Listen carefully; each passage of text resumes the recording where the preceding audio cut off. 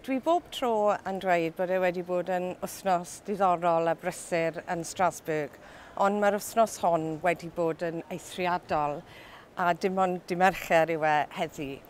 Dyn ni, wrth gwrs, wedi bod yn trafod Groeg, mae prif weinidog Groeg, Alexis Tsipras, wedi bod yma yn y Senedd y bore yma.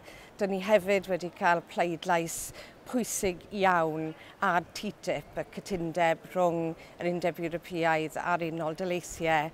Nid dyna diwedd y stori gyda TTIP, mae'r ymgyrch yn mynd yn ei flaen. Ond mae'n golygu bod llawer o sylw wedi bod i'r Senedd yr wythnos hon. A mae Gwern Ifans yma o Gaerdydd.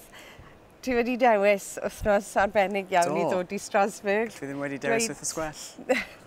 Pam wyt ti wedi dod mas yr wythnos hon? Wel, fi'n astudio gwleidyddiaeth yn yr ysgol, felly mae gen i diddordeb mawr mewn llefydd fel hyn a pa fath o rôl maen nhw'n chwarae yng gwleidyddiaeth Cymru sy'n mynd effeithio yn ni. A mae gen i profiad gwaith wythnos yma wrth gwrs, a nes i ofyn os yn gallu dod, chi gweud ie. A so fi'n hynod o ddiolchgar a fi'n edrych, fi wedi mwynhau yn fawr y profiad o weld y Senedd yn gweithio. Beth oedd yr argraff oedd ti'n cael bore yma nes ti eistedd trwy'r sesiwn gyda Tsipras bore yma? Beth yw'r argraffiadau di o'r Senedd a'r adeilad? Wel, mae'r adeilad yn anhygoel. Mae'n rhaid i unrhyw un dod draw i weld y blaen amgyhori pawb i ddod i weld y. Mae'r Senedd ei hun yn hanner cylch a fi'n offi hwnna achos mae'n wahanol iawn i gwleidyddiaeth Prydain yn San Steffan. Felly mae mwy agored i trafodaethau a sdim eisiau gymaint o bwysau ar y dau prif blaid. Felly mae pawb yn cael siams i siarad sydd yn neis iawn i weld. Oedd yn exciting iawn gweld Tsipras yn dod mewn bore yma, lot o densiwn yr awyr, ond wrth dod mewn nath siarad o'n mich. A nes i just mwynhau y profiad a nes i gymryd popeth mewn cwpl o luniau. Fi ddim fod dweud na, so chi'n cael cymryd lluniau. Ond nes i mwynhau y profiad. Oedd ti yn barod wedi bod yn dilyn y sefyllfa yn Groeg, felly oedd ti'n gwybod y cyd-destun.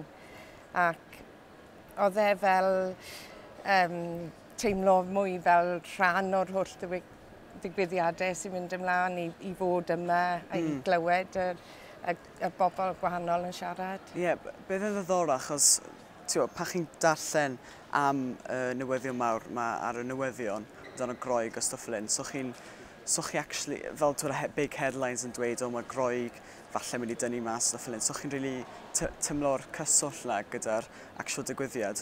Ond heddiw bydd yn anhygoel i weld faint o tensiwn a teimladau oedd yn y holl beth a faint o bywydau bydd y sefyllfa yma yn achosi a faint o bywydau mae'n effeithio arno.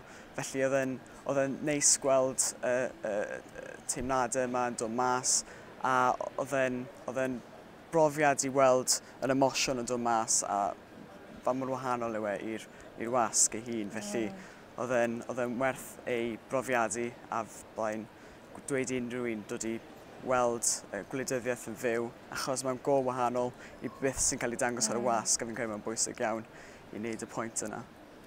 A beth amdano ti, sy'n niw awydd i fod yn gwleidydd neu gweithio mewn gwleidyddiaeth yn y dyfodol? Wel, mae gen i diddordeb mawr yn gwleidyddiaeth. Ddim siŵr pa fath o rôl mae'n gallu chwarae, ond sicr mae gen i lot o deimladau sut os yw'r gwlad cael ei redeg a pa fath o credyau mae gen i a sut os ni trefnu NHS a stwff fel yna. Felly, os mae'n gallu chwarae rôl adeiladol yn hwnna, fyddai'n hapus iawn i gymryd rhan ynddo fe a yn sicr fi eisiau gwneud rhywbeth gwleidyddiaeth achos yn enwedig ar ôl profiad o'r wythnos yma mae'r faint o emosiwn a faint o deimlad mae gen i gwleidyddiaeth fi'n credu bod fi gallu matcho hwnna hynod mynd uwch a unrhyw newidiadau fi'n gallu gwneud i sut mae ffordd yn cael ei redeg. Fi'n falch iawn o glywed hynny, pob lwg i ti. Diolch yn fawr. Diolch am ddod. Diolch am y profiad.